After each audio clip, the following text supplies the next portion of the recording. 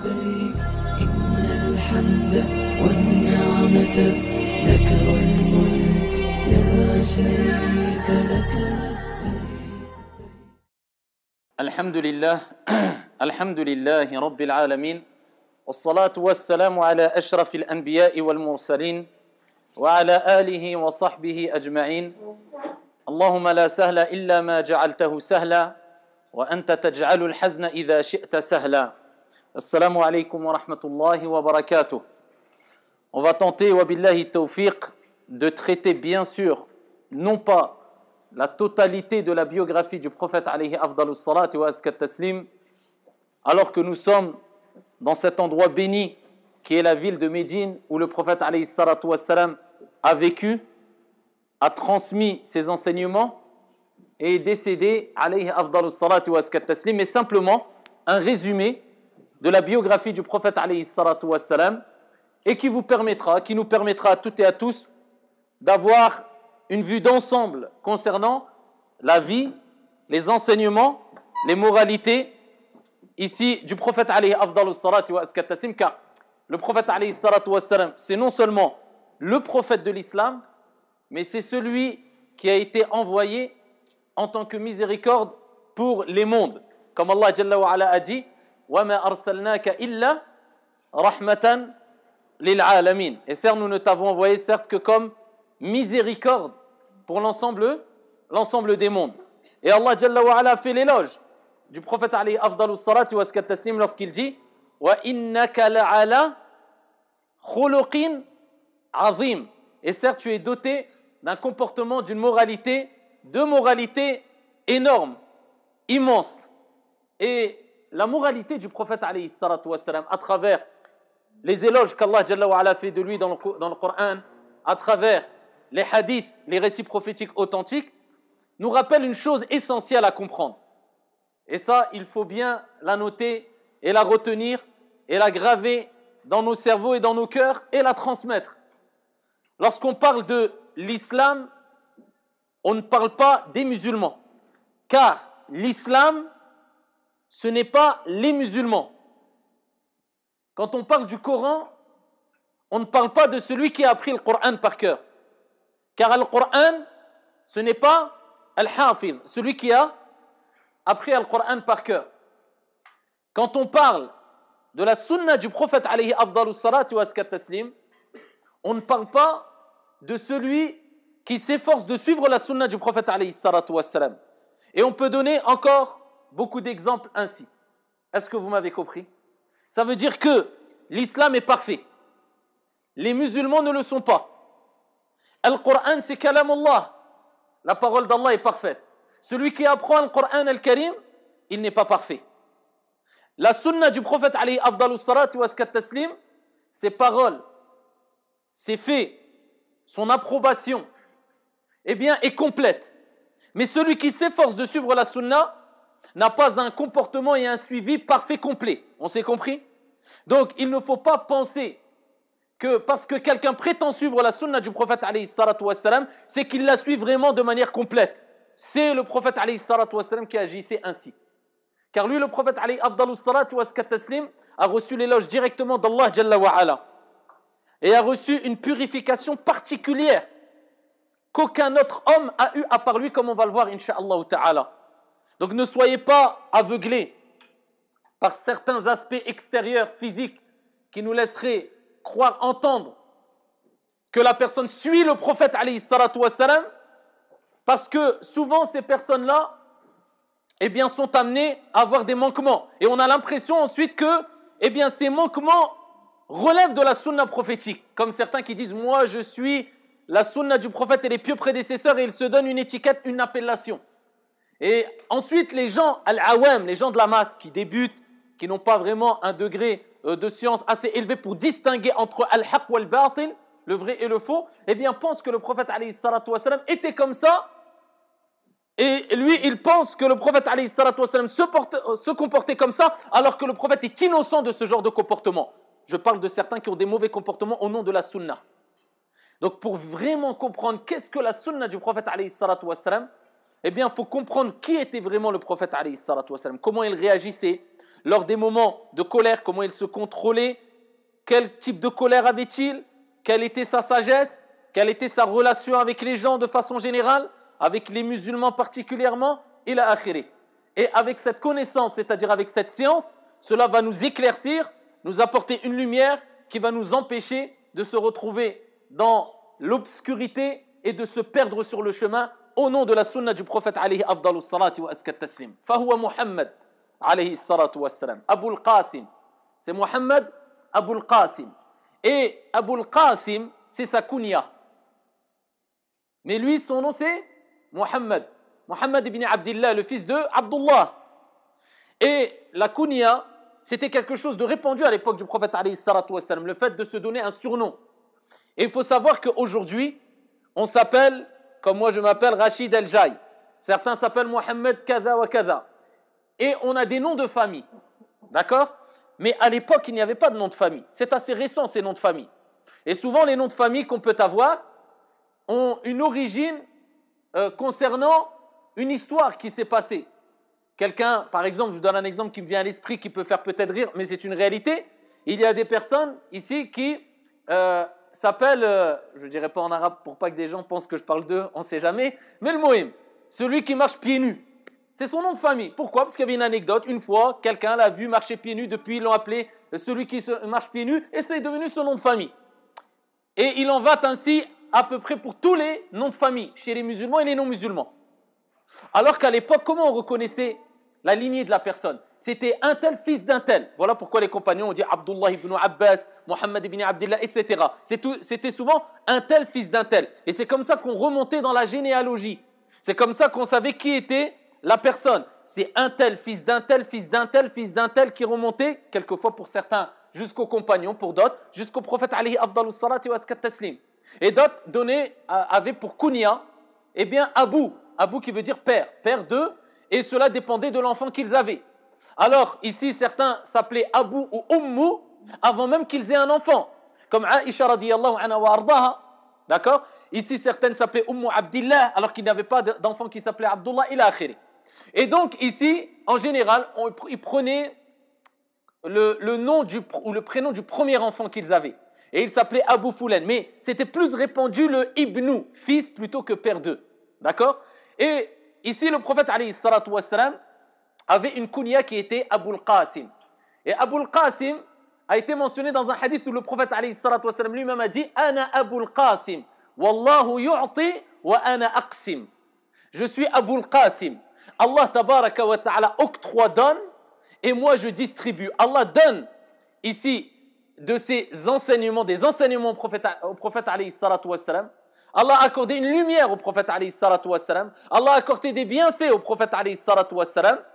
Et il dit wa ana aqsim, c'est-à-dire et moi je distribue, je partage, je propage. Car le prophète alayhi salatu wassalam, c'était une personne ici qui transmettait et qui n'était pas égoïste, qui partageait et qui n'était pas égoïste. Il ne vivait pas avec cet individualisme. Moi, nafsi, nafsi, nafsi. Wallahu yu'ti wa ana aqsim. Kama qala alayhi afdalus salatu wa askat taslim. Alors le prophète avait, selon certains historiens et savants, plus de 1000 noms, ou 1000 prénoms si tu veux. Il n'avait pas un ou deux. Plus de 1000 prénoms, comme l'a mentionné Ibn al-Qayyim et autres. Mais ils disent que la plupart des prénoms qu'on a viennent de textes qui sont faibles. Et quand on dit un texte da'if, ça ne veut pas dire qu'il est officiellement et sûr, faux, mensonger, mawdou'. Ça c'est autre chose. Mais ala kulli hal, pour savoir qu'il ne s'appelle pas que Muhammad. Et c'est pour ça dans un hadith, il dit, alayhi salatu wassalam, Ana Muhammadun, wa ana Ahmadu, wa ana al-Mahi. Il s'appelait aussi al-Mahi, alladhi yamhu Allah biya al-kufr, wa ana al-Hashir, ila akhiri, fi sahihayn. Il disait, je suis Muhammad, je suis Ahmad, je suis al-Mahi, celui qui efface par ma cause ici toute chose qui est opposée à la croyance authentique, ila akhiri. Donc il avait plusieurs prénoms. Et bien sûr, les prénoms par lesquels il est le plus connu, il y a non seulement sa kunya Abul Qasim, et il y a Muhammad, alayhi salatu wassalam, et il y a Ahmad, alayhi afdalus salati wa askat taslim.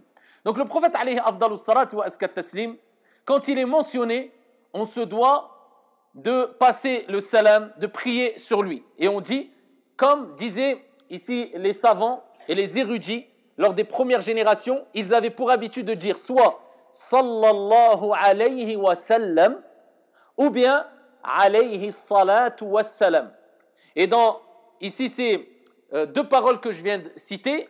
Il y a le fait de dire que la prière, as-salat, que la prière, ainsi que as-salam, ainsi que le salut. C'est plus approprié que dire la paix. Parce que as-salam min asma'illahi azza wa jal. Et as-salam renvoie vers le salut, la préservation. Car Allah, c'est lui qui préserve. Et donc, on dit que la prière et le salut ou la préservation soient sur Muhammad. Qu'on le dise en français ou en arabe, il n'y a pas de mal. Allah comprend toutes les langues. Mais il est toujours mieux d'utiliser la langue qui a été utilisée ici par les plus grands des érudits, les plus grands des pieux, les plus grands des vertueux, et qui est la langue de Al-Qur'an. Et ce n'est pas par hasard, Allah ne fait rien par hasard, c'est-à-dire l'uratul arabiyya, la langue arabe. On dit alayhi salatu wassalam, ou bien sallallahu alayhi wa sallam, ou bien on peut diminuer en disant simplement alayhi salam, c'est-à-dire que le salut soit sur lui. Alors, les savants ont divergé concernant ici cette appellation et sa signification. Avant de rentrer dans cela, d'irtisam, il est important de savoir que le prophète alayhi salatu wassalam a dit al-bakhil, l'avare. Qui est l'avare de façon générale? C'est celui qui a et qui ne donne pas. Mais il a les capacités de donner, mais il garde les choses pour lui. Et le prophète l'a appelé l'avare parce qu'il a les capacités de transmettre le salut, invoquer Allah azza wa jalla en faveur du prophète alayhi salatu wassalam, mais il ne le fait pas, il est avare. Al-bakhil, alladhi man dhukirtu indahu falam yusalli alayya fi sahih muslim. C'est celui dont mon nom est évoqué auprès de lui, falam yusalli alayya, et il ne prie pas sur moi. Allah, le prophète alayhi salatu wassalam l'appelait comment? Al-bakhil. Voilà pourquoi, si tu ne veux pas être une personne considérée comme avare par le prophète alayhi salatu wassalam, eh bien à chaque fois que tu entends le nom du prophète Muhammad alayhi salatu wassalam, dis alayhi salatu wassalam. Sachant que celui qui prie une fois sur le prophète alayhi salatu wassalam, comme fi sahih at-Tirmidhi, dans le hadith authentique de at-Tirmidhi, le prophète alayhi salatu wassalam a dit man salla alayya wahidatan sallallahu alayhi ashra. Celui qui prie une fois sur moi, Allah, on parle de Dieu, créateur des cieux et de la terre. Allah prie sur toi à 10 reprises. Que veut dire la prière? On va le voir. Allah prie sur toi à 10 reprises. Et le prophète alayhi salatu wassalam, toujours dans le hadith bisanadin sahih rapporté par at-Tirmidhi, le prophète alayhi afdalu salati wa askat taslim, le prophète Muhammad, bizarre, j'entends toujours rien. Êtes-vous des avares? Alayhi salatu wassalam, inna awla an-nas bi yawm al-qiyamah aktharu an-nas alayya salah. Les personnes qui sont les plus à même à bénéficier de ma proximité, à être proche de moi au jour de la résurrection, sont celles et ceux qui ont prié le plus sur moi, tout en sachant que le prophète alayhi salatu wassalam a rappelé qu'une des solutions par laquelle, ou une des causes par laquelle Allah dissipe les tristesses et les angoisses, c'est l'augmentation de la prière sur lui, alayhi afdalus salati wa askat taslim. Alors, parmi les définitions ou les explications qui ont été données par al-ulama, les savants, concernant la signification de alayhi salatu wassalam, il y a ce qui a été apporté par Abu al-Aliya, par Ibn al-Qayyim, par un grand nombre de savants. Et ils ont dit, quand on parle de prière, as-salatu ala al-nabi, eh bien cela désigne al-thana, thana'ullah ala al-nabi sallallahu alayhi wa sallam fil mala'il a'la 'inda al-mala'ika al-muqarrabin. C'est l'éloge d'Allah tabaraka wa ta'ala dans les plus hauts degrés ou dans les cieux les plus élevés ou les plus hauts auprès des nobles anges rapprochés. Donc quand on dit alayhi salatu wassalam, c'est comme si on disait ya Allah athni alayhi fil mala'il a'la 'inda al mala'ika al muqarrabin. Oh Allah, fais l'éloge du prophète alayhi salatu wassalam dans les cieux auprès des anges nobles et rapprochés. Et c'est ce que signifie chez un grand nombre de savants as-salat. Donc on demande à Allah de faire l'éloge. Quand on dit alayhi salatu wassalam, Allahumma salli ala Muhammad, ya Allah, fais l'éloge du prophète dans les cieux auprès des anges rapprochés. Et celui qui prie une fois sur le prophète, Allah fait son éloge 10 fois. Si on prend la définition ou l'explication qui concerne l'éloge ou qui a un rapport avec l'éloge. Alayhi salatu wa as-salam. As-salam, on a dit, c'est le salut, la préservation. Donc, on demande à Allah tabaraka wa ta'ala non seulement de faire l'éloge du prophète alayhi salatu wassalam dans les cieux, auprès des anges rapprochés, mais on demande à Allah de préserver le prophète Muhammad alayhi salatu wassalam. As-salam, c'est la préservation, c'est le salut. Ya Allah, préserve Muhammad alayhi salatu wassalam. Et le prophète est mort. Innaka mayyitun wa innahum mayyitun. Le prophète alayhi salatu wassalam a reçu ce message d'Allah jalla wa ala. Tu dois mourir et ils sont tous voués à mourir. Kullu nafsin dha'iqatul maut. Toute âme goûtera à la mort. Aujourd'hui tu es là, demain il était une fois. Voilà ce qu'on dira. Un tel foulan, il était une fois. Tu te rappelles. Ce qui restera, c'est quoi? Salihul a'mal, les œuvres salutaires, c'est-à-dire les œuvres accomplies avec sincérité et conformité, selon les enseignements divins et prophétiques. Le prophète alayhi salatu wassalam est mort. Donc, que veut dire Ya Allah préserve le prophète? Qala al-ulama, on demande à Allah azza wa jal de préserver la sunna, le message, les enseignements du prophète alayhi salatu wassalam. Car les enseignements du prophète, la sunna est une lumière, nour. Donc on dit Ya Allah, c'est comme si on disait Ya Allah, préserve les enseignements, les enseignements, tout ce qu'on a concernant la sunna du prophète alayhi salatu wassalam. Cela concerne les compagnons lorsqu'ils étaient vivants auprès du prophète et que le prophète était vivant. C'est comme s'ils disaient Ya Allah, préserve le prophète lors de son vivant. Et aussi cela veut dire Ya Allah, préserve le prophète le jour de la résurrection, après sa mort. Donc on demande la préservation du prophète lors de son vivant, quand il était vivant pour les compagnons. C'est valable lors de sa mort, c'est-à-dire on demande à Allah de préserver sa sunna. Et aussi cela concerne le prophète alayhi salatu wassalam après sa mort, car on sait très bien qu'on a une part d'immortalité en nous. Vous êtes immortel ou pas? Qui est immortel? Personne n'est immortel. Tu es immortel? An-nafs, ahsan. Tu suis les cours? Ahsan. Ici, l'âme a une part, est immortelle. Parce que l'âme ne meurt pas. Le prophète alayhi salatu wassalam a dit quand une personne décède, qu'est-ce qu'il fait son regard? Il suit de son regard son âme qui quitte le corps. C'est pour ça souvent quand quelqu'un décède, au dernier instant, le moment où l'âme sort, et on peut voir certaines vidéos sur internet où des gens ont été filmés en direct alors que l'âme a quitté leur corps, et bien qu'est-ce qu'ils font souvent? Eh bien on voit que le regard se dirige vers le haut. Il regarde vers le ciel. Parce que le prophète alayhi salatu wassalam fi sahih a dit l'âme, quand elle quitte le corps, eh bien la personne suit l'âme du regard. Et l'âme va vers le haut. Rejoindre son Seigneur, Jalla fi'ula. Et donc elle regarde vers le haut. Donc l'âme, elle ne meurt pas. Mais Allah azza wa jalla a dit kullu nafsin dha'iqatul maut. Ça veut dire quoi alors? Toute âme goûtera à la mort. Cela ne veut pas dire qu'elle va mourir. Mais Allah a utilisé le mot al-dhawq, goûtera. Est-ce qu'il a dit toute âme va mourir? Il a dit toute âme goûtera. Parce qu'elle va goûter à la mort quand elle va quitter le corps. Mais elle ne va pas mourir. D'accord? Et donc c'est pour ça qu'on demande à Allah, préserve le prophète même après sa mort. Parce que on ne meurt pas vraiment. C'est une transition. Et voilà pourquoi quand le musulman comprend cela, quand il perd un être cher, eh bien, alhamdoulilah, bien qu'il ait de la tristesse, c'est dur, c'est difficile, c'est humain. Le prophète lui-même a pleuré quand son fils Ibrahim est décédé. Et quand ils ont interrogé le prophète alayhi salatu wassalam sur sa réaction parce qu'il pleurait, il dit c'est une miséricorde de la part d'Allah Jalla wa ala, le fait de pleurer. Mais nous on sait que c'est une transition. J'ai perdu mon père, j'ai perdu ma mère, j'ai perdu ma sœur. Je l'ai perdu pendant un moment, mais incha'Allah ta'ala, à travers mes invocations en sa faveur et à travers mes œuvres salutaires, eh bien j'espère bientôt qu'on se rencontre au paradis.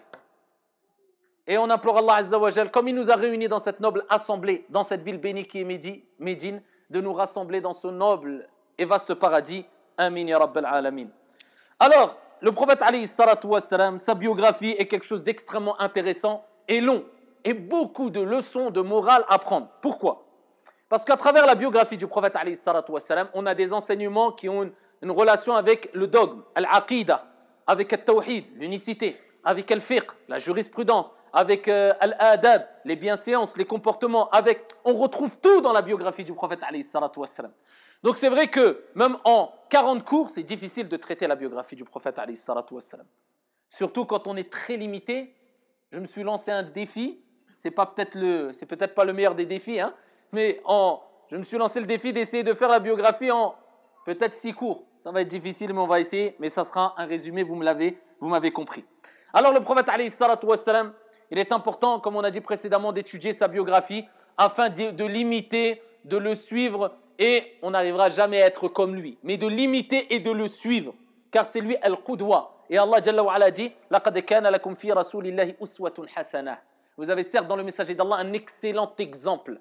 Et quand on parle du prophète Mohammed alayhi salatu wassalam, à n'importe qui, à n'importe quel musulman, je dis, qu'il soit investi énormément dans la religion ou moins investi, nouveau ou plus ancien. Alors rapidement, et je vous laisse la parole pour 5-10 secondes, vous allez me répondre. Rapidement, quand on vous dit le prophète Mohammed alayhi salatu wassalam, qu'est-ce qui vous vient à l'esprit? Yallah. Modèle. Le meilleur.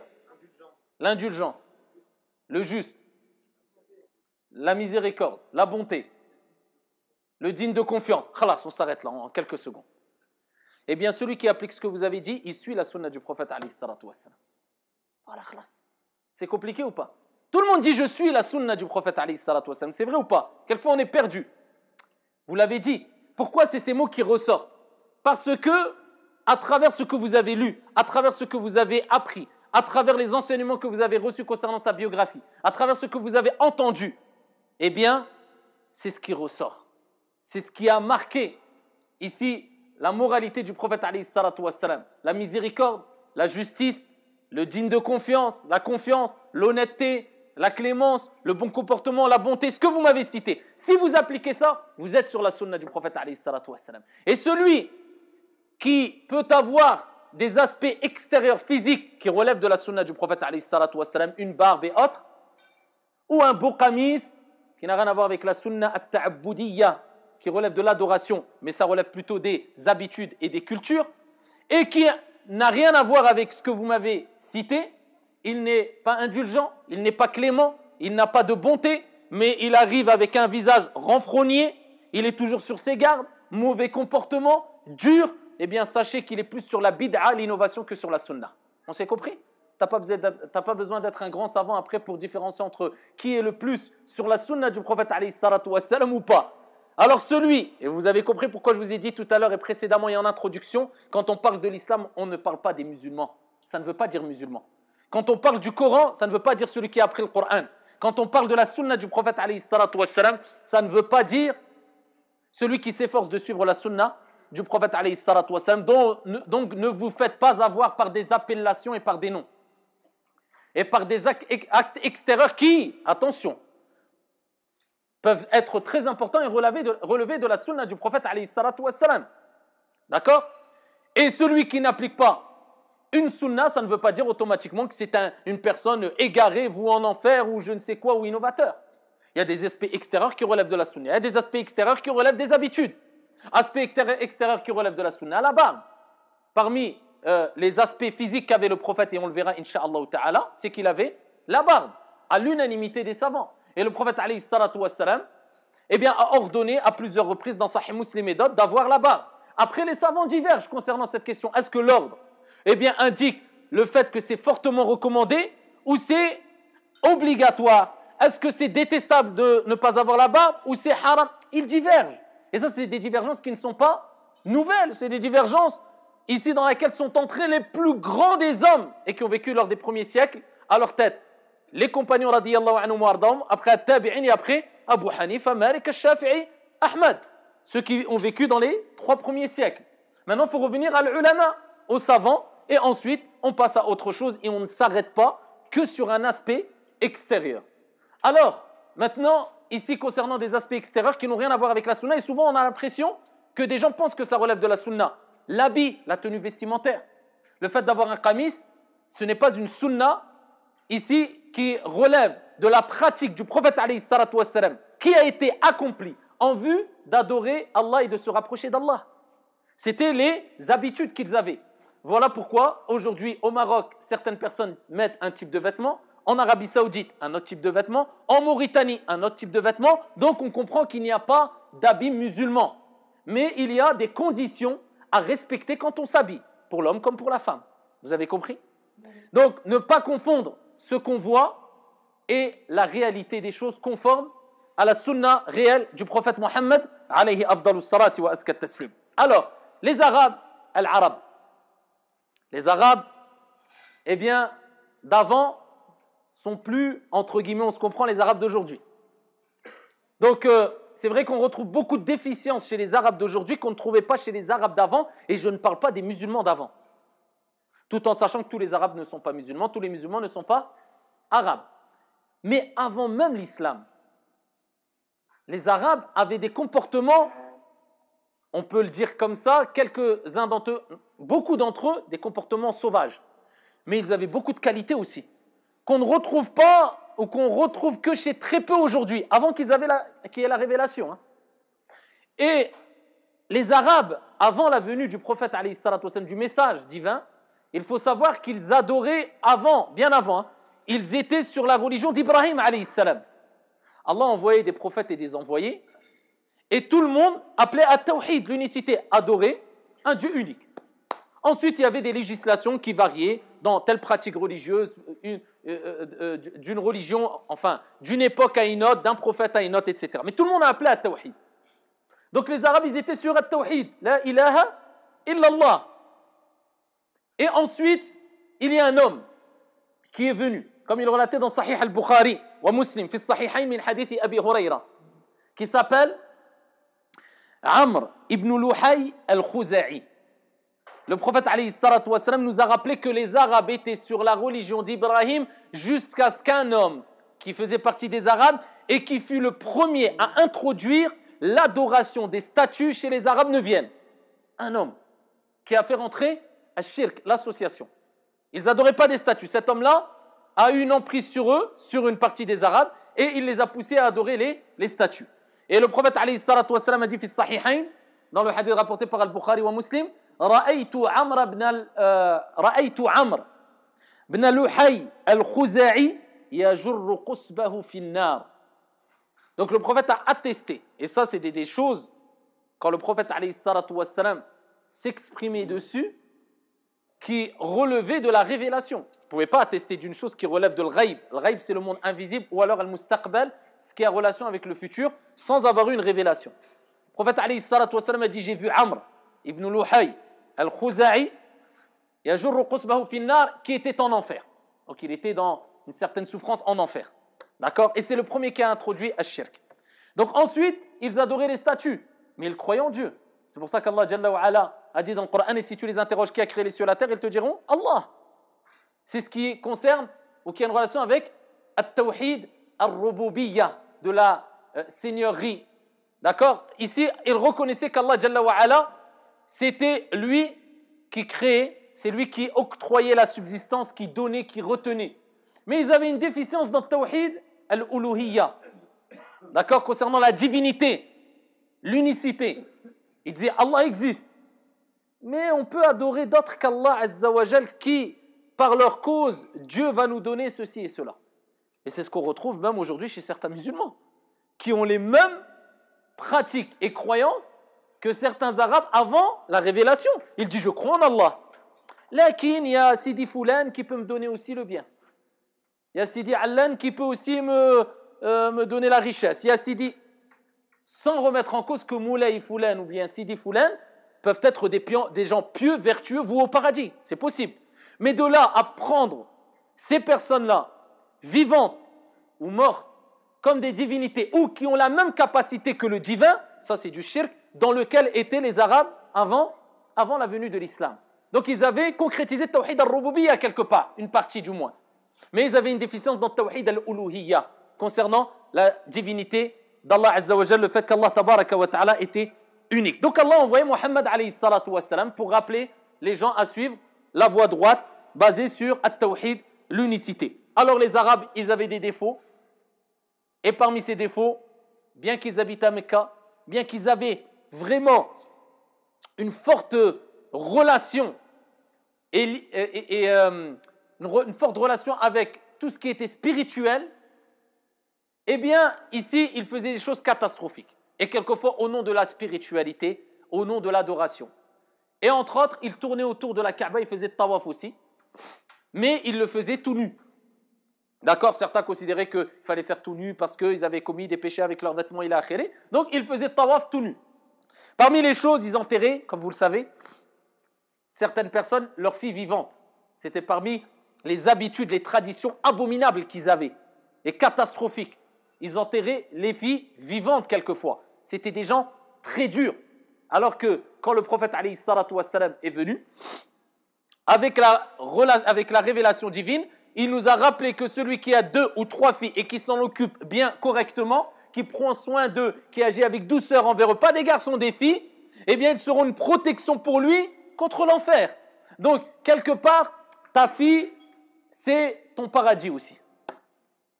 Alors qu'avant que le prophète alayhi salatu wassalam arrive, eh bien ils enterraient leurs filles vivantes, wal'iyadhu billah. Parmi les choses qu'ils faisaient, ils tuaient les enfants quand ils craignaient la pauvreté, parce qu'ils devaient les assumer. Parmi les choses, c'était des grands buveurs d'alcool. Et le fait qu'Allah tabaraka wa ta'ala a interdit l'alcool à la communauté musulmane, aux Arabes, suffit comme signe que la religion est une religion vraie. Parce qu'on sait très bien que les Arabes ont le sang chaud. Alors tu rajoutes au sang chaud l'alcool, vous vous imaginez, si tout était resté comme c'est maintenant aujourd'hui, sauf l'alcool, imaginez-vous, allez tout ce qui est haram, ça reste haram, tout ce qui est halal reste halal, tout ce qui est mubah reste mubah, tout ce qui est macro reste macro, sauf l'alcool. Je peux vous dire que je ne sais pas si entre nous il resterait quelqu'un encore, on serait peut-être entretués. Alors on sait comment les Arabes d'aujourd'hui réagissent, et même les Arabes à leur époque. Donc c'est vrai que le fait de savoir que l'alcool est interdit en islam, c'est déjà un grand signe, alhamdulillah. Et donc ici ils avaient des qualités aussi, par équité, il est important de mentionner aussi leur qualité. D'accord? Il est important de mentionner leur qualité. Et tous les savants rappellent les qualités qu'avaient les Arabes. Et la personne qui est juste dans le jugement, comme le dit Ibn Rajab, comme le disent un grand nombre de savants, c'est celui qui, quand il juge une personne, il prend en considération ses qualités et ses défauts. Et quand il voit qu'il a plus de qualités que de défauts, eh bien, ici, il met de côté ses défauts, il prend plus en considération ses qualités. Et si on réagissait comme ça entre nous dans la communauté musulmane et de façon générale, eh bien, je pense qu'il n'y aurait pas toutes ces querelles ou ces comportements irrespectueux qu'il y a entre les musulmans de façon particulière et entre les êtres humains de façon générale. Et regardez même, Al-Ulama mentionne les qualités qu'avaient les Arabes, avec le fait que quoi? Ils enterraient leurs filles vivantes, ils buvaient de l'alcool, c'était des gens très méchants. Mais ils disent, mais par contre, ils avaient des qualités. Regardez l'équité dans le jugement. Et parmi les qualités qu'ils avaient, c'était des gens qui avaient une parole. La parole, c'était la parole. Quand ils donnaient leur parole, ils étaient prêts à mourir pour assumer leur parole. C'est ce qu'on retrouve aujourd'hui encore dans la communauté musulmane, je dis. Les engagements, les paroles, on les assume vraiment toujours. Je te donne ma parole, je serai là à 13h. C'est qui Mohamed qui m'a dit, donc je rajoute 30 minutes minimum parce que je sais, donc bref, 13h30. C'est comme ça.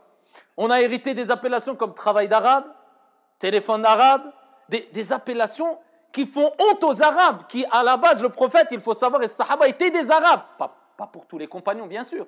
Mais vous imaginez, alors qu'à la base, le travail d'arabe, cette appellation, c'était pour glorifier le travail qui était fait. Quand on disait travail d'arabe, c'était pour dire le travail bien fait. Maintenant, le travail d'arabe, c'est pour dire le travail bâclé, téléphone arabe. Alors que nous, on a l'islam, où on a des textes prophétiques qui nous disent, comme a fait Sahih al-Bukhari, que celui qui croit en Allah au jour dernier, qu'il dise du bien ou qu'il se taise. Il suffit à une personne d'être menteur ici, où il suffit pour être menteur simplement de répéter tout ce qu'on entend. Avec tout ça, eh bien aujourd'hui on a hérité quoi de téléphone arabe? Pourquoi? Parce que dès que nous, certains d'entre nous du moins, on entend une chose, d'accord, je dirai à personne. Foulan m'a dit à personne, hein. Foulan a dit à personne, et on gonfle l'histoire. Pourquoi? Parce qu'on s'est éloigné de la sunna du prophète Mohammed alayhi afdalus salati wa askat taslim. Et même de nos racines arabes, pour ceux qui sont arabes, et toutes les qualités ne sont pas chez les arabes, on a vu leurs défauts. Alors que les arabes avant l'avènement de l'islam, une parole c'était une parole. Ils allaient jusqu'au bout, un engagement, ils l'assumaient. Ils avaient vraiment des qualités, c'était des gens très hospitaliers, très accueillants et très courageux. On me dit que c'était des bonhommes. Et quand il fallait être doux, ils étaient doux. Quand il fallait être un homme courageux, ils étaient courageux. Et c'était les qualités qu'avaient ici les Arabes. Alors, le prophète alayhi salatu wassalam a été envoyé comme miséricorde pour les mondes, et il est né bien sûr. Et quand il est né, il avait, selon certaines versions, il a été orphelin. Parce que quand on parle de yatim en islam, al-yatim, c'est l'orphelin. L'orphelin, c'est celui qui a perdu son père, et qui n'a pas atteint encore l'âge de la puberté. C'est ce qu'on appelle yatim en arabe. Et donc ici, on attribue à cet enfant-là, eh bien, tous les récits prophétiques qui concernent le fait de s'occuper de al-yatama, les orphelins. D'accord ? Celui qui s'occupe d'un orphelin, qui prend soin de lui, etc. Eh bien, il se rapproche du prophète alayhi salatu wassalam. Le prophète alayhi salatu wassalam a montré les deux doigts pour montrer la proximité entre le prophète et celui qui s'occupe d'un orphelin. Le fait de caresser, eh bien, les cheveux d'un orphelin, eh bien, cela est une cause par laquelle Allah Azza wa Jal adoucit les cœurs et apaise les cœurs. Ceux qui ont un cœur dur, ils sont asrin, eh bien, dis-lui, recommande-le, va voir les orphelins et caresse leur tête. Le prophète était orphelin parce qu'il est né, il n'avait pas de père. Il avait sa mère. Mais al-yatim, on a dit, c'est toute personne qui a perdu son père ou bien qui a été abandonnée de sorte qu'on ne retrouve plus, on ne connaît plus son père. Et il n'a pas atteint encore l'âge de la puberté. C'est un yatim. Et donc, imaginez-vous la situation du prophète alayhi salatu wassalam. À sa naissance, il est déjà éprouvé. Toute sa vie, ça n'a été que épreuve, et pas des moindres. Tu nais, tu ne connais pas ton père, c'est déjà une souffrance quelque part. Mais c'est une éducation aussi. C'est une éducation aussi. Parce que l'éducateur, c'est qui ? C'est Ar-Rabb, le Seigneur. Et Allah est appelé Ar-Rabb, entre autres parce que ça renvoie vers le terme qui est Al-Murabbi. Et Al-Murabbi, c'est lui qui éduque. Allah Jalla wa Ala a rappelé aussi à travers le fait que le prophète a perdu son père et sa mère très jeune, que bien qu'il a perdu son père et sa mère qui sont celles et ceux qui éduquent, il est devenu prophète et messager et le meilleur des hommes pour nous rappeler que c'est Allah qui éduque. Que tu aies un père ou une mère ou que tu aies ni père ni mère, si Allah s'occupe de toi, il s'occupe de toi. Mais il est important de faire les causes. C'est pour ça que l'imam Malik, rahmatullahi alayhi, un jour, le grand savant de Médine, eh bien, quand il était dans des assises de sciences, il avait des enfants, il avait sa fille Fatima, qui était versée énormément dans la science, al-ilm, et il avait son fils, l'Aghalab. Son fils, il n'était pas intéressé aux sciences religieuses. Et l'imam Malik, rahimahullah ta'ala, ses assises étaient très respectueux, dégageaient beaucoup de prestance, etc. Beaucoup de gens venaient des quatre coins du monde pour assister à ces assises. Eh bien, quelquefois, il regardait son fils et il disait « Hadihi binti » celle-là, c'est ma fille. Pour dire « Ouais, masha'Allah ». « Hada bni » ça, c'est mon fils. Pour dire « Voilà, c'est comme ça ». Et il dit « Al-adabu adabullah ». Il rappelle que l'éducation, les bienséances viennent d'Allah tabaraka wa ta'ala. Bien qu'il faut faire les causes, hein. Attention. Mais après, c'est Allah tabaraka wa ta'ala qui met les faits dans les causes. Son père était Abdullah. Et c'est pour ça qu'on dit Mohammed, fils de Abdullah. Et à 6 ans, il est rapporté qu'il a perdu sa mère qui s'appelait Amina. Donc, à 6 ans, il n'avait ni père ni mère. Imaginez-vous la situation. Ensuite, on peut dire qu'il est né l'année de l'éléphant. Parce qu'avant, il comptait les années par rapport aux événements qu'il y avait. Et l'année de l'éléphant était l'année dans laquelle le prophète alayhi salatu wassalam est né. On dit Amul Fil. Pourquoi on appelle cette année l'année de l'éléphant ? Comme l'a rapporté Ibn Jarir, comme l'a rapporté ici Ibn Ishaq, Ibn Kathir, ils ont rapporté l'événement qui concernait cette année-là. Et ils disent, Abraha, c'était un abyssin chrétien, cet homme-là qui était Abraha. Il a construit à San'a, capitale du Yémen, une énorme église ou un énorme temple, afin de détourner les Arabes de la Kaaba et du pèlerinage à la Mecque. Il a tout fait pour les détourner. Ça, c'est connu souvent, on essaie de détourner les gens ici d'une chose, d'une pratique dans laquelle ils sont, et on utilise souvent tous les moyens. Eh bien, ici, ils ont essayé de les détourner avec cela. Ils ont voulu impressionner, etc. Et qu'est-ce qu'a fait un Arabe parmi les Quraysh pour les rabaisser, pour montrer que ça ne marche pas votre chose? Alors, on ne dira pas qu'il a certes bien agi par rapport à son époque, etc. Mais l'histoire raconte, qu'est-ce qu'il a fait? Il est parti dans cet endroit-là et il a fait ses besoins dans cet endroit-là. Pour lui dire, voilà, tu veux nous détourner et tu as fait ceci et tu veux notre destruction, et ben voilà, nous, ce qu'on répond à toi. Et donc, Abraha a pris très mal cela et il a décidé de détruire la Kaaba. D'accord? Il a dit, bon, avec stratégie, avec délicatesse, eh bien, j'ai pas réussi, et bien là, maintenant, on vous attaque. Vous avez attaqué aussi indirectement, eh bien, on va vous attaquer. Et il a pris, selon certaines versions, 10, d'autres 12, d'autres 13 éléphants, et ils se sont dirigés vers la Mecque. Et Allah, tabaraka wa ta'ala, c'est lui qui préserve la Mecque. Et la terre la plus aimée d'Allah, tabaraka wa ta'ala, c'est la Mecque, Mekkat al-Mukarrama. Et bien qu'ils adoraient des statues, bien que les siècles sont passés, bien qu'elle fut ici ravagée par des intempéries quelquefois, la Mecque est restée la Mecque, la Kaaba est restée la Kaaba. Et Allah Azza wa Jal s'en charge. Et ce qui concerne la religion de Dieu, eh bien c'est Dieu qui s'en charge. Avec ou sans toi.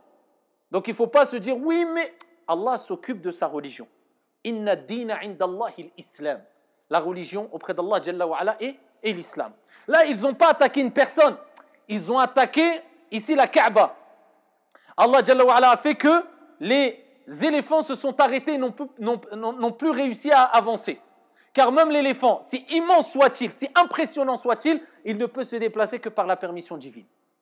Et ensuite, Allah Jalla wa Ala arsala alayhim tayran ababil. Allah a envoyé sur eux, eh bien, des oiseaux par centaines, par milliers, avec des petites pierres. فَجَعَلَهُمْ كَعَصْفٍ مَأْكُولٍ. فَجَعَلَهُمْ كَعَصْفٍ مَأْكُولٍ. Donc ils ont ces oiseaux avec ces pierres, et ce lâcher de pierres a fait ici de toute cette tribu qui voulait attaquer la Mecque, de ces éléphants, ici que des, comme on va dire, papier mâché. D'accord? Ça les a détruits et ça les a empêchés de détruire ici la Kaaba. Et donc c'est cet événement-là qui fait qu'on appelle Amul Fil, l'année de l'éléphant. Et c'est comme ça par rapport aux événements que se repéraient les Arabes à l'époque. D'accord? Ils ne disaient pas l'an 13, l'an 14, l'année de l'éléphant, l'année de tel événement. Et c'est pour ça qu'on dit que le prophète est né l'année de l'éléphant. Le prophète alayhi salatu wassalam bi ijma' est né le lundi. Il est né le lundi. C'est le jour où le prophète est né. Et le prophète alayhi salatu wassalam avait l'habitude et recommandé de jeûner le lundi. D'accord? Et il a rappelé quand on l'a interrogé pourquoi. Non seulement c'est le jour où les œuvres sont présentées auprès d'Allah Azza wa Jal, mais c'est l'année où je suis né. Donc jeûner le lundi par remerciement vis-à-vis d'Allah tabaraka wa ta'ala, comme on jeûne le jour de Ashura, par guise de remerciement vis-à-vis de notre Seigneur tabaraka wa ta'ala, comme le prophète l'a fait, parce que cette journée-là, Allah a sauvé Moussa alayhi salam de Fir'aun, eh bien il n'y a pas de mal. On jeûne le lundi, parce que c'est un jour où nos œuvres sont présentées auprès d'Allah et le prophète aimait être en jeûne alors que ses œuvres sont présentées auprès d'Allah, et parce que, par guise de remerciement vis-à-vis d'Allah Azza wa Jal. Et il est né Rabi' al-Awwal. Donc on parle des mois du calendrier lunaire. D'accord? Quand on parle avec le calendrier, là, dans l'histoire musulmane, on parle avec la référence du calendrier lunaire. Ce n'est pas le calendrier solaire, grégorien, mais c'est le calendrier hégirien. Et on parle de ces mois-là qui sont, ici on parle de ce mois-là qui est Rabi' al-Awwal. Donc c'est l'année de l'éléphant, Rabi' al-Awwal, un lundi que le prophète alayhi salatu wassalam est né. 570, 571, si on prend l'autre calendrier, après Jésus-Christ. Donc ici, il diverge les savants sur la date exacte. Est-ce qu'il est né le 9? Est-ce qu'il est né le 12? Est-ce qu'il est né le... Il diverge. Alors certains disent le 12. De là, eh bien, il y a la fameuse question qui revient chaque année. Est-ce qu'on peut fêter l'anniversaire du prophète alayhi afdalus salati wa askat taslim? D'accord? Donc, bikhtisar, parce qu'on va voyager de temps en temps avec des petites exhortations fiqhi, donc qui relèvent du droit ou alors de l'aqidah, etc. Il y a une différence entre fêter un anniversaire et se remémorer, quelque part une commémoration, se remémorer d'un événement qui s'est passé. Et il y a une différence entre se remémorer d'un événement qui s'est passé d'une manière licite et légiférée et se remémorer d'un événement qui s'est passé d'une manière qui déplaît à Allah Azza wa Jalla et à son messager alayhi salatu wassalam. C'est clair? Donc fêter l'anniversaire du prophète alayhi salatu wassalam en utilisant le terme fête et en renvoyant cette fête à un événement religieux, c'est une bid'a, c'est une innovation. Parce que quand on lie une fête aux religieux, je dis bien aux religieux, il faut une preuve. Voilà pourquoi le prophète alayhi salatu wassalam nous a rappelé qu'on a 2 fêtes. Et si on élargit, on a 3 fêtes. Si on prend la journée du vendredi, Eid al-Adha, Eid al-Fitr et le jour du Yawmul Jumu'ah, Eid, Eidun lana, c'est une fête. Et on l'appelle Eid li'annahu ya'oud, parce que ce jour-là, hadha al-yawm ya'oud, il revient chaque année. Donc, ici, si on dit que c'est une fête religieuse, eh bien, qu'on fasse des choses bonnes ou pas, c'est une bid'a. C'est une innovation, et rejetée par un grand nombre de savants.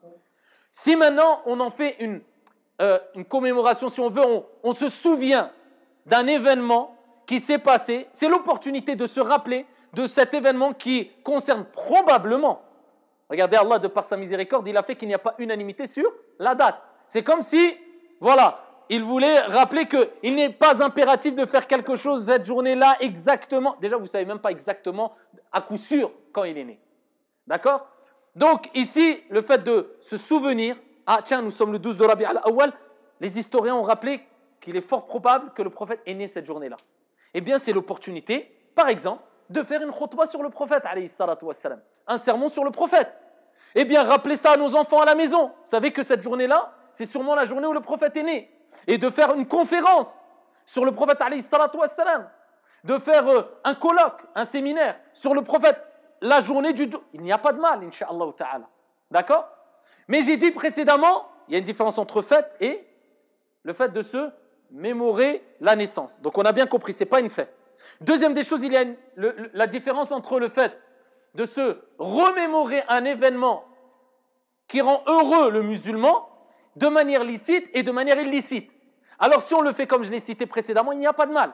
Mais si on le fait avec, comme le font certains, en se réunissant, en passant la nuit à faire des actes qui n'ont rien à voir avec l'islam, comme certains, bon bref, je ne vais même pas rentrer dans les détails, mais ils font des choses vraiment catastrophiques pendant cette nuit-là, en prétendant que c'est parce que c'est la nuit du prophète, la naissance, eh bien on va se réunir à 500 personnes et on va réciter, on va dire Allahumma salli ala Muhammad 20 000 fois dans la journée, et ensuite on va chanter, on va danser, on va faire la fête, Le prophète est né pour que tu fasses la fête ainsi? Ajib. Non, remémore-toi la naissance de la meilleure des créatures qui nous a appelés à le suivre, tant au niveau de sa moralité, de ses paroles, de ses approbations, ni plus ni moins. D'accord? Et ici, il s'est produit plusieurs choses lors de sa naissance. Alors les savants divergent concernant ce qui s'est passé exactement. Certains rapportent, bien que le hadith est da'if, il est important de le souligner, qu'il y a un palais ou des palais qui se sont écroulés, qu'il est né circoncis, qu'il y a eu plusieurs événements qui relèvent de hadiths, de récits prophétiques faibles. Par contre, dans un hadith rapporté par Ahmad, bisanadin sahih, il est rapporté que le prophète alayhi salatu wassalam a dit « Je suis l'accomplissement du vœu, ad-du'a, formulé par Ibrahim alayhi salam. » Ibrahim a fait du'a pour la venue d'un prophète qui était Mohammed alayhi salatu wassalam. Il dit « Et l'heureuse annonce faite par Isa alayhi salam. » Voilà pourquoi dans l'Injil, eh bien, il est rapporté la venue d'un prophète sur le nom de Ahmed. Et le prophète alayhi salatu wassalam l'a rappelé. Je suis l'heureuse annonce faite par Isa alayhi salam. Et ma mère a vu, quand elle me porta, jaillir d'elle une lumière lors de l'accouchement par laquelle lui étaient illuminés les palais du Shem. Et ça, c'est un hadith authentique. Après 7 jours, et ils avaient l'habitude, les Arabes, et même cela relève de la sunna, après 7 jours, ils donnent un nom à l'enfant. Ça relève d'une sunna, celui qui donne maintenant aujourd'hui, parce que question administrative et autres, on donne le premier jour, il n'y a pas de mal, même avant qu'il naisse. Mais avant, ils attendaient le 7e jour et ils donnaient le prénom à l'enfant. Et donc, après 7 jours, eh bien, il y a son grand-père, Abdul Muttalib. Abdul Muttalib a pris le prophète Mohammed alayhi salatu wassalam. Il était fier. Et il a pris le prophète alayhi salatu wassalam et il l'a ramené devant les Quraysh, les Arabes, et il l'a rappelé qu'il s'appelait Mohammed. Il l'a appelé Mohammed. Et il faut savoir qu'à l'époque, le prénom Mohammed n'était pas courant. Ce n'était pas un prénom répandu, Mohammed. Donc les Arabes à l'époque ont été pris d'étonnement. Je dis Mohammed, mais il n'y a personne de ta lignée, de ta tribu qui s'appelle Mohammed. Pourquoi tu l'as appelé Mohammed? Et il a dit Inni la arju an yahmadahu ahlul ard wa an yahmadahu ahlu as-sama'. J'espère qu'il soit loué par les habitants de la terre comme par les habitants des cieux. D'accord? Mohammed veut dire celui qui est loué. Alayhi salatu wassalam. Son enfance, Ibn al-Qayyim, rahmatullahi alayh, nous rapporte que Amina l'a allaité 3 ou 7 jours. Il fut allaité. Et il faut savoir qu'à l'époque, les Arabes, quand ils avaient un enfant, ils avaient pour habitude de confier leur enfant à des femmes qui allaient allaiter leur enfant. D'accord? Et vous savez que la Mecque était une plaque tournante commerciale. Les gens venaient de partout et ils profitaient de la Kaaba pour faire tawaf, pour adorer les idoles. D'accord? Et ici, ils faisaient du commerce. Donc voilà pourquoi les Arabes, les Quraysh, c'était une des raisons pour laquelle ils ont détesté ce avec quoi est venu le prophète alayhi salatu wassalam. En disant que ça va poser problème. Les gens venaient aussi entre autres pour faire le tawaf autour de la Kaaba, certains nus pour adorer les idoles. Si lui, il nous enlève toutes les idoles, eh bien on va plus s'en sortir au niveau du commerce. Et Allah Azza wa Jalla a fait, comme vous le savez aujourd'hui, que cette terre-là, eh bien sous la terre a jailli un des plus grands, ou une des plus grandes sources économiques dans le monde, le pétrole. Pour rappeler que c'est Allah Azza wa Jalla qui donne et qui octroie min haythu la tahtasib, d'où tu ne t'attends même pas. وَمَنْ يَتَّقِ اللَّهِ يَجْعَلْ لَهُ مَخْرَجًا وَيَرْزُقْهُ مِنْ حَيْثُ لَا يَحْتَسِبُ. Celui qui craint Allah, eh bien on va lui donner une issue favorable, lui donner sa subsistance, d'où il ne s'attend même pas. Donc ici, ils allaitaient, ils donnaient les enfants aux femmes qui étaient loin de la ville. Pourquoi? Parce que comme les tribus se mélangeaient, eh bien ils voulaient préserver la langue arabe. Ils aimaient énormément la langue arabe. C'était des gens connus énormément pour leur éloquence en langue arabe. Quand ils discutaient entre eux, ils faisaient des poèmes, ils faisaient des vers, juste en discutant. Le niveau d'arabe qu'ils avaient atteint, mais il était exceptionnel. Voilà pourquoi Allah Jalla wa Ala, parmi les miracles, c'est quoi? La révélation du Coran en langue arabe. Parce que le prophète alayhi salatu wassalam a dit, chaque prophète a eu un miracle avec lequel il a vécu.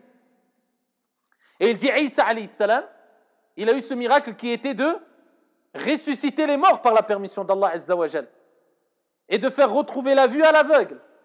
Moussa alayhi salam, il a eu comme miracle le bâton, comme a dit le prophète alayhi salatu wassalam. Et il dit, moi, il m'a été donné comme miracle, un miracle qui va perdurer jusqu'à la fin des temps, Al-Qur'an, en langue arabe. Parce que les Arabes, quand ils ont vu que cela, ici, a été révélé, quand ils ont lu le Qur'an, ils disent, ce n'est pas possible que cela vienne d'un homme. Parce qu'ils savaient c'était quoi la langue arabe.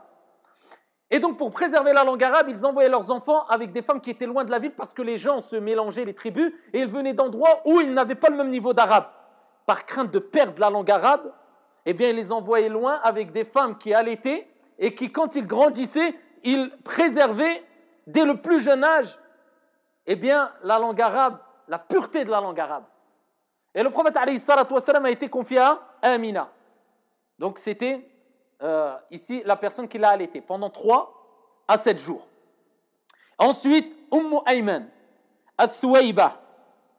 Il y a eu ensuite Halima, Al-Sa'diyya, qui l'a allaité. Et certains pensent qu'il y a Halima tout de suite. Non, il y a eu les personnes que j'ai citées. Et quand Halima le prit, eh bien, ont commencé à apparaître certains miracles. Eh bien, ses seins se sont remplis de lait, sa chamelle, eh bien, les mamelles se gonflaient de lait, et il y avait une bénédiction qui accompagnait le prophète, alayhi salatu wassalam, de sorte qu'elle s'est dit, je ne le lâche plus. Dès que je suis avec lui, tout se passe bien, il y a la baraka.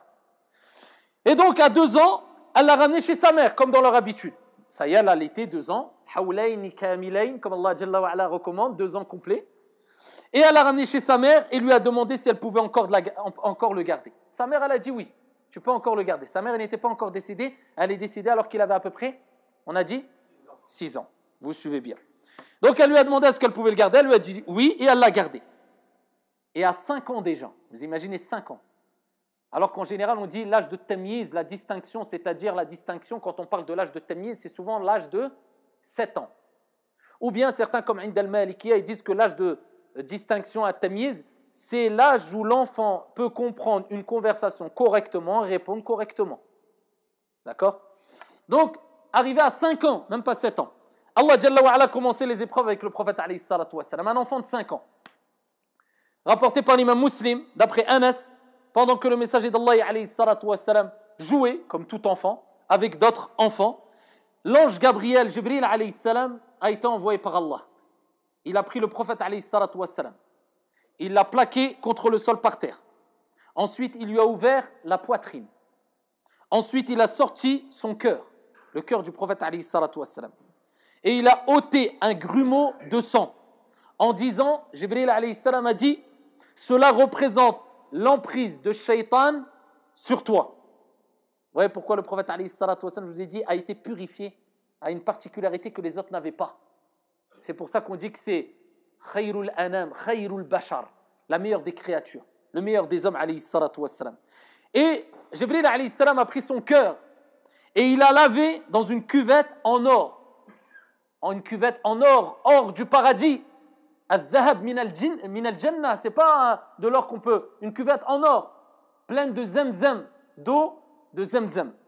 La meilleure des eaux qu'il y a sur la surface de la terre. Et il a remis tout en ordre. Et les enfants accoururent vers sa mère, sa nourrice, donc sa mère de lait. Et ici, ils ont dit que Mohammed est mort. Pour eux, quand ils l'ont vu dans cet état, ils ont dit, il est mort. Et le prophète alayhi salatu wassalam fut énormément atteint par cette dure épreuve. Elle l'a rapporté à sa mère, pris de peur aussi. Elle l'a rapporté à sa mère. Alors il avait 6 ans. Elle l'a gardé quand même un peu. 6 ans, elle l'a rapporté à sa mère. L'âge où sa mère est décédée, entre Médine et Mecca. Donc à peine elle l'a rapporté à sa mère entre Médine et Mecca, lors d'un voyage. Médine et Mecca, combien de kilomètres à peu près? À peu près 400-500 kilomètres. 400-500 kilomètres. À notre époque où, quand on dit on va prendre le car tranquillement, dans 5 heures on est là-bas, si la clim s'arrête pendant 10 minutes, c'est comme si c'était la fin du monde. Le stress envahit la personne, peut-être les larmes sont prêtes à couler et les plaintes commencent. C'est notre époque, malheureusement. Qu'Allah nous pardonne. Dites Amin. À l'époque, c'était 600 km, c'était 2 jours, 3 jours de marche, sous 50 degrés avec des enfants, des femmes pour envoyer un message. Quelquefois, c'était 3 semaines de marche dans le désert, tout seul, la nuit, le jour. À l'époque de l'imam al-Bukhari et les grands savants, pour aller chercher un hadith. Quelquefois, ils faisaient 2 mois de marche juste pour un hadith, pour interroger l'imam Malik. Rahimahullah ta'ala, quelquefois, ils faisaient 1 mois, 2 mois de marche. Ils allaient jusqu'à Médine et ils disaient, on vient d'Irak. On vient te poser des questions et quand l'imam Malik répondait, la adri, je ne sais pas, parce qu'ils avaient cette crainte scrupuleuse de répondre à des questions de droit. Ils ne se précipitaient pas comme nous aujourd'hui, tu poses une question, t'inquiète, je suis là pour te répondre. Au pire, il y a Google. Ils craignaient. Et quand il lui posait une question à l'imam Malik, il disait, la adri, il dit, ya imam, je viens de l'Irak. J'ai fait des semaines de... Je vais dire quoi au peuple? J'ai dit, dis-leur, l'imam Malik a dit, la adri, je ne sais pas. Je ne veux pas rendre des comptes au jour de la résurrection, dis-leur, la adri. Et regardez, nous, où en sommes-nous aujourd'hui? On a du mal à se déplacer, je parle pour moi le premier, parce que l'être humain s'habitue à toute situation. Et il est bon de se remémorer ce qu'ont vécu, ceux qui ont marqué l'histoire comme peine et souffrance et endurance, afin de nous pousser à ne pas se plaindre. Parce que je vous le dis, surtout nous, parce que la plupart, non, tous, habitons en France, qu'on le veuille ou non. Je parle d'un point de vue, ici, confort mondain. On est dans un pays où il nous est offert énormément de bienfaits par la permission divine. Tu vas dans un hôpital, on t'accueille avec clémence. Ce n'est pas le cas dans beaucoup de pays musulmans, malheureusement. Dû à la précarité, dû aux situations difficiles. Tu rentres dans une administration, on t'accueille avec le sourire. Ce n'est pas toujours le cas partout. Tu as un certain confort, tu as un toit, tu as l'eau chaude, tu as le chauffage, tu as le robinet. Juste par rapport à ça, nous, surtout qui vivons en France, on n'a pas le droit de se plaindre. Je ne dis pas, on n'a pas le droit de se plaindre. Et ça, c'est à retenir. Et je parle pour moi le premier. Qu'Allah nous pardonne pour toutes les plaintes excessives qu'on a eues. Et le prophète alayhi salatu wassalam a perdu sa mère alors qu'il avait 6 ans. Son grand-père Abdul Muttalib, eh bien, l'a pris en charge tout de suite, son grand-père. Donc il est passé ici, son père décédé à sa naissance. Ça, il est passé avec une mère nourrice. Ensuite, sa mère elle décède. Ensuite, il passe avec son grand-père, qu'il a pris en charge pendant 2 ans, 8 ans, ensuite, hop, fallait quelqu'un pour la relève, son grand-père est décédé, son oncle Abu Talib. Donc vous voyez, le prophète alayhi salatu wassalam n'a pas eu du tout une enfance très facile, ce qui nous rappelle, quand des gens ont une enfance difficile, c'est souvent des gens qu'Allah Jalla wa Ala veut forger et former, et c'est quelquefois un bon signe. Ce n'est pas un mauvais signe, c'est quelquefois un bon signe. Et c'est de eux que tu peux tirer énormément de bénéfice souvent. Le prophète alayhi salatu wassalam en est l'exemple type. Donc le prophète alayhi salatu wassalam a grandi, il avait 8 ans, 9 ans, 10 ans, entre les mains de son oncle Abu Talib. Et il a passé sa jeunesse alors qu'il était orphelin. Et Allah tabaraka wa ta'ala nous dit dans le Coran al-Karim, en s'adressant au prophète alayhi salatu wassalam, Alam yajidka yatiman fa'awa. Ne t'ai-je pas trouvé orphelin et t'ai accueilli? Donc le prophète alayhi salatu wassalam a reçu ce message d'Allah pour le réconforter, pour lui rappeler, ne t'inquiète pas, je t'ai trouvé orphelin. Quand tu étais en situation, je t'ai accueilli, et bien de même, aujourd'hui je vais m'occuper de toi.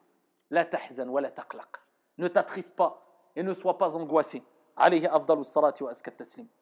Et Abu Talib le prenait souvent ici jusqu'à ce qu'il soit berger. Et le prophète alayhi salatu wassalam nous a rappelé que tous les prophètes ont été bergers.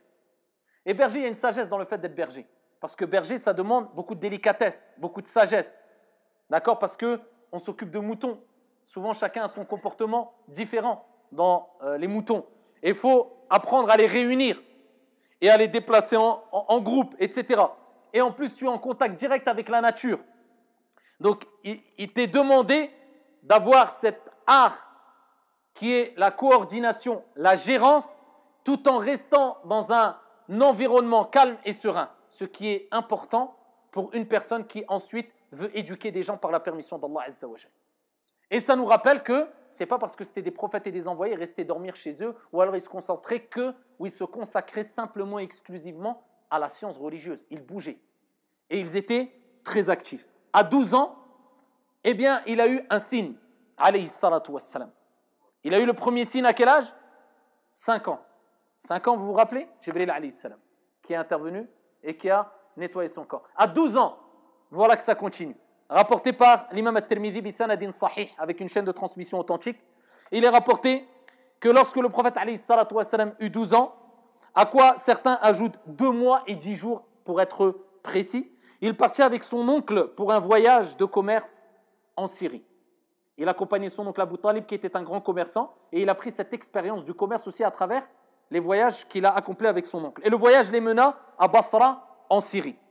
Et il est passé près d'une citadelle, Hawran, qui était à l'époque une citadelle arabe sous domination romaine. D'accord?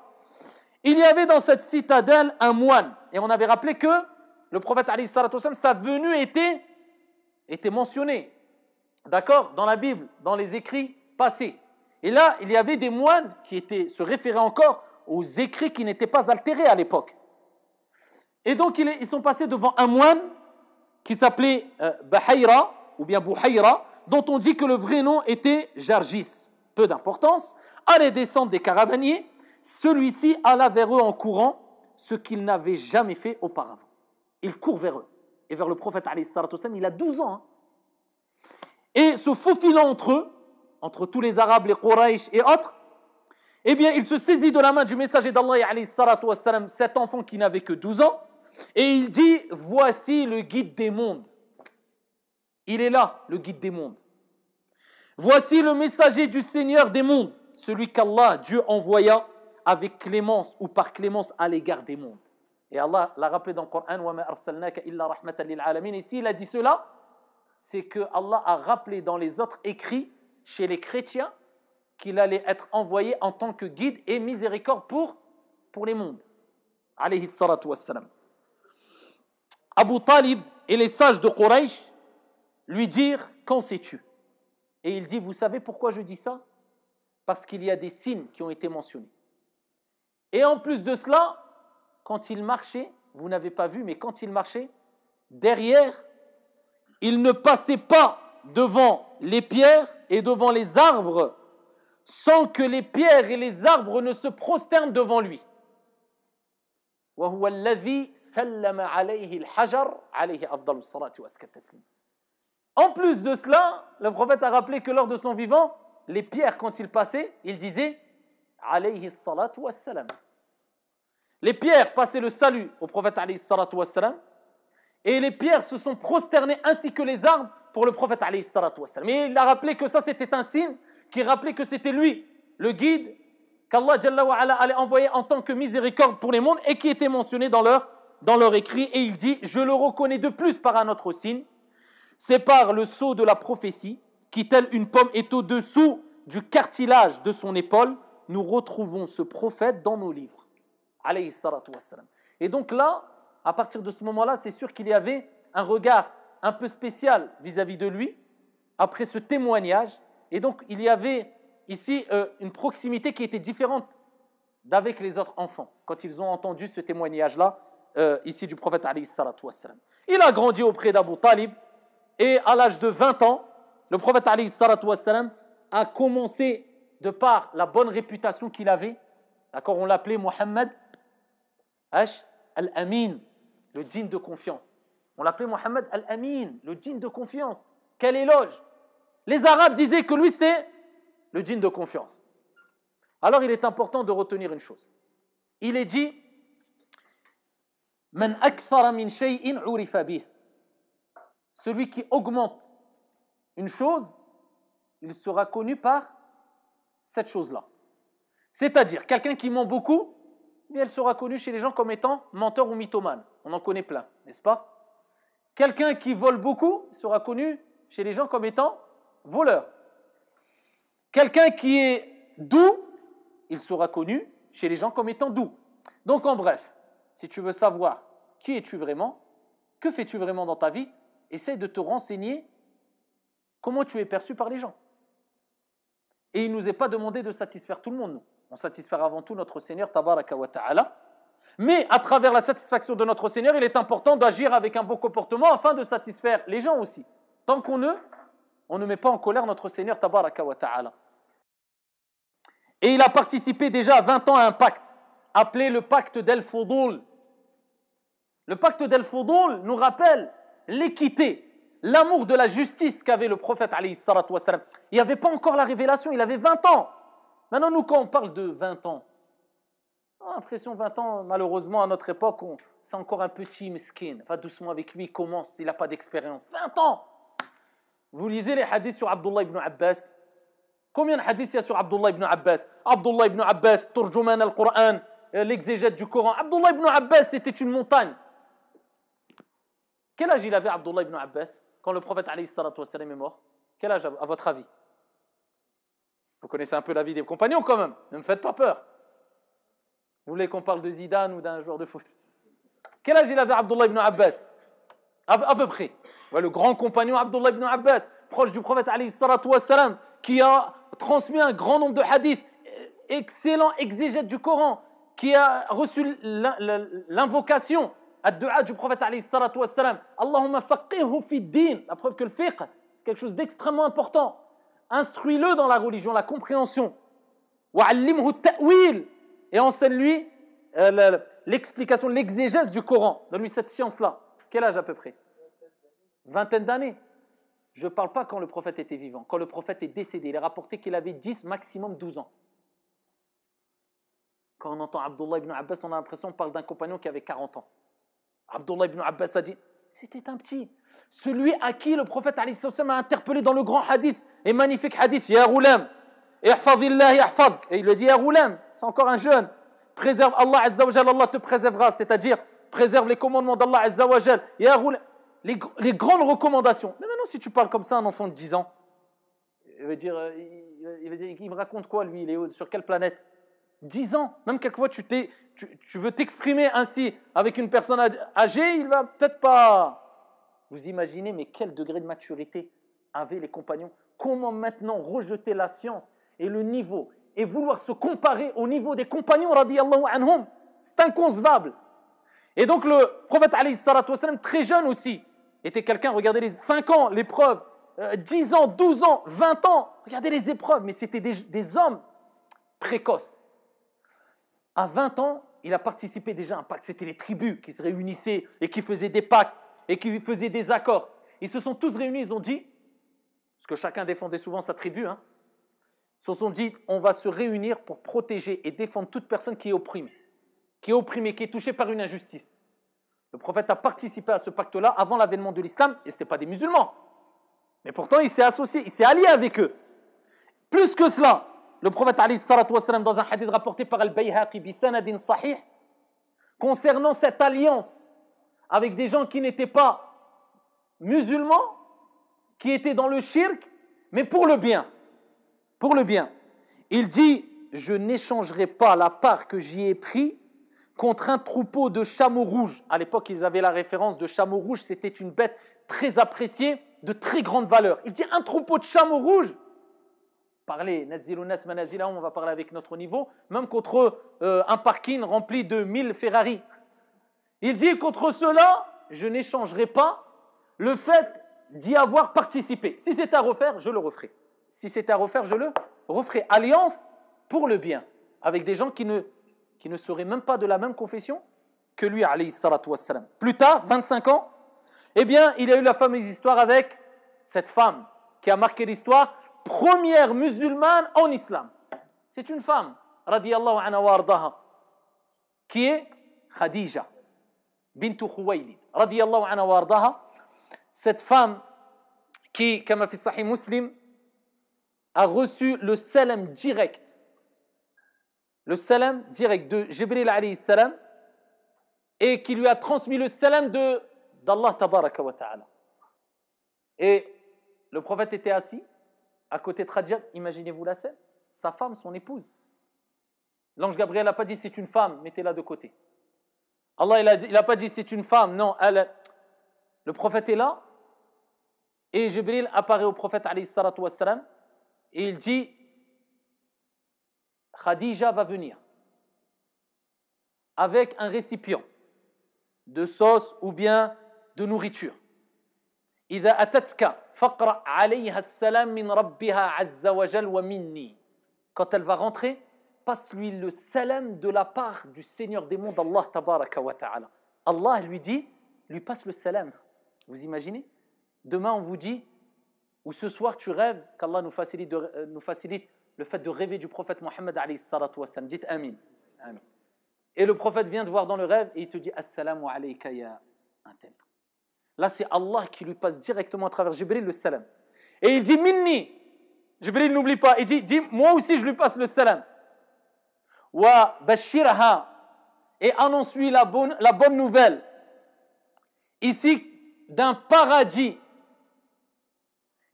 d'un palais au paradis, fait de pierres précieuses, la sakhaba fihi wa la nasab, où il n'y aura ni bruit et ni fatigue.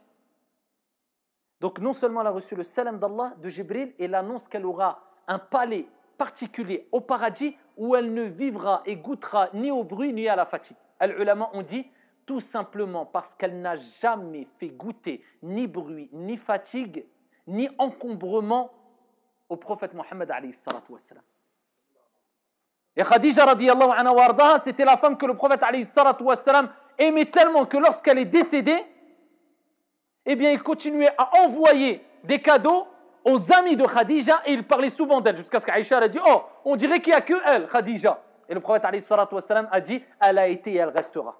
Radiyallahu anha wa ardaha. Et quand il était marié avec Khadija, il n'a épousé aucune autre femme. Il n'avait que cette femme-là.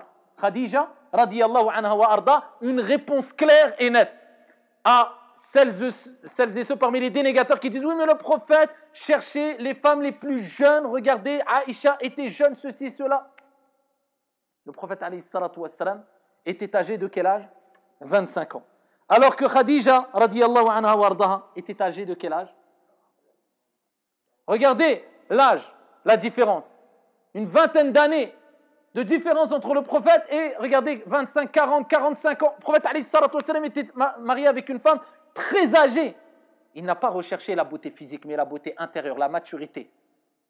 Le côté ici noble qu'avait Khadija, qui était une grande femme commerçante et très mature. Et le prophète alayhi salatu wassalam a eu des enfants avec Khadija. Et il a eu tous ses enfants sauf Ibrahim. Et les enfants du prophète alayhi salatu wassalam étaient Qasim. C'est pour ça qu'on l'appelle Aboul Qasim. Est-ce que maintenant quelqu'un a le droit de s'appeler Aboul Qasim, avoir cette kunya-là? Le prophète alayhi salatu wassalam a interdit d'avoir cette kunya-là. Sauf qu'il y a divergence, comme dans beaucoup de sujets. Et une grande partie des savants, dont l'imam Malik, rahimahullah ta'ala, qui était plus à même de parler de ces sujets-là, car il avait une proximité très étroite avec les compagnons et avec le prophète alayhi salatu wassalam, quelque part. Parmi les plus grands des professeurs de l'imam Malik, c'était l'imam al-Nafi', qui était l'affranchi de Abdullah ibn Umar. Mais vous imaginez, l'imam Malik disait à Nafi', qu'est-ce qu'il t'a dit Abdullah ibn Umar? Il y a de la proximité. Abdullah ibn Umar disait, c'était très proche. L'imam Malik, al-Qadi Iyad et un grand nombre de savants ont dit non, c'est autorisé. Pourquoi? Parce que la raison ou l'interdiction est propre au vivant du prophète alayhi salatu wassalam. C'était quand le prophète était vivant. Et quand le prophète est décédé, l'interdiction est partie avec. C'était pour ne pas s'assimiler au prophète alayhi salatu wassalam, surtout qu'à l'époque, beaucoup de gens commençaient à apparaître en prétendant que, à l'époque du prophète alayhi salatu wassalam, que c'était des faux prophètes, que c'était des prophètes, mais bien sûr c'était des faux prophètes. Donc il avait Qasim, Zaynab, d'accord, ça c'est les enfants du prophète alayhi salatu wassalam, Qasim, Zaynab, qu'il a eu avec Khadija, tous sauf Ibrahim. Qasim, Zaynab, Ruqayya, Kulthum, Fatima et Abdullah. Et le prophète alayhi salatu wassalam, fi sahih Muslim, il dit Ahabbul asma' ila Allah azza wa jal, Abdullah ou Abdurrahman. Les noms les plus aimés auprès d'Allah, c'est Abdullah et Abdurrahman. Et rapporté par l'imam Muslim, Jibril alayhi salam a dit et a annoncé la bonne nouvelle à Khadija radiyallahu anha warda, comme on l'a vu. À 35 ans, le prophète alayhi salatu wassalam a participé à la rénovation de la Kaaba après qu'elle fut délabrée au fil des temps. Donc la Kaaba a été construite, les savants divergent. Le premier qui a construit la Kaaba, certains disent que c'est Adam, d'autres les anges, à la colline. Elle fut délabrée plusieurs fois et elle fut reconstruite par Ibrahim alayhi salam. Ensuite, elle fut délabrée et elle fut reconstruite. Et le prophète alayhi salatu wassalam a participé, Allah lui a donné ce sharaf, cet honneur-là, de participer à la rénovation. Et il s'est passé un conflit. Et le conflit concernait qui allait poser, après la rénovation, la pierre noire dans l'angle. Ils ont fini de rénover. Qui va poser la pierre noire? Je vous dis, c'est qui? Il y avait des tribus. Chacun réclamait le droit de poser la pierre noire. Mais après ça laisse une certaine empreinte. C'est telle tribu qui a posé la pierre noire dans l'angle. Il y avait déjà la pierre noire. Hein? Et on en parlera de la pierre noire, Inch'Allah, lors du cours sur la Umrah. Donc, ici, le prophète alayhi salatu wassalam est intervenu. Vous imaginez, il avait déjà cet art. Il avait déjà cette hikmah, cette sagesse-là. Et la sagesse, c'est de faire ce qui convient, de la manière qui convient, au moment qui convient. Il n'avait pas encore la révélation. Hein? Et il est intervenu avant qu'ils ne se disputent tous entre eux. Il a dit, ce qu'on va faire, on va étaler un drap. Et chacun, responsable, chef de tribu, va prendre une partie du drap. On va mettre la pierre noire au milieu et on va se diriger tous ensemble jusque la Kaaba. Et ensuite, on va poser la pierre noire. Comme ça, tout le monde l'aura fait quelque part. Et ils ont fait. Il a donné l'idée, ça s'est passé bien. Et Allah, à travers cet événement, a voulu que ce soit le prophète avec ses mains bénies qui pose la pierre noire dans l'angle ici qui la concerne. Alayhi afdalus salati wa azka taslim. Et ici, il a résolu le problème rapidement, sans prendre de parti et en agissant avec sagesse et intelligence. Et voilà que le prophète alayhi salatu wassalam s'est rapproché de l'âge de la révélation qui était 40 ans. À 40 ans, le prophète alayhi salatu wassalam a eu la révélation. À 40 ans. Et là, ça nous rappelle que 40 ans est un âge assez particulier. En général, une personne, quand il a 20 ans, il ne réagit pas comme quand il a 30 ans. Quand il a 30 ans, il ne réagit pas comme quand il a 40 ans. Et souvent, on dit que 40 ans, c'est l'âge de la sagesse. On va dire que c'est le top de la sagesse. Certains sont sages à 20 ans. Hein. Mais c'est sûr qu'une personne âgée, ou plus elle est âgée, et plus elle t'apportera une expérience et des conseils bénéfiques. Tout simplement parce qu'elle aura vécu ce que tu n'as pas vécu. Et elle sera passée par des épreuves sûrement plus difficiles que toi. Parce qu'elle a eu plus de vécu. Et 40 ans est un âge particulier. C'est pour ça qu'il est important de se diriger vers les personnes les plus âgées pour prendre des conseils. Ça, retenez ça. Une personne qui a 40 ans ne te donnera pas les mêmes conseils qu'une personne qui a 20 ans. Il ne faut pas rêver. Donc ne soyez pas impressionnés, je vous le dis et le répète, hein, par la science que peut avoir une personne, par l'éloquence que peut avoir une personne. Wallahi wa rabbil Kaaba, en général, Si nous prenons deux personnes au même niveau dans la science, une personne qui a 20 ans, une personne qui a 40 ans dans les conseils, eh bien ça n'aura rien à voir. Donc il est important d'essayer de se diriger vers les personnes les plus âgées. Et là, le prophète a 40 ans, il a eu la révélation, l'appel, quelque part comme l'appel al-adhan qu'on entend maintenant, l'appel d'Allah tabaraka wa ta'ala à travers Jibril alayhi salam. Et le prochain cours, on traitera la suite bi'idnillahi azza wa jal. Wallahu a'lam wa billahi tawfiq walhamdulillahi rabbil alamin.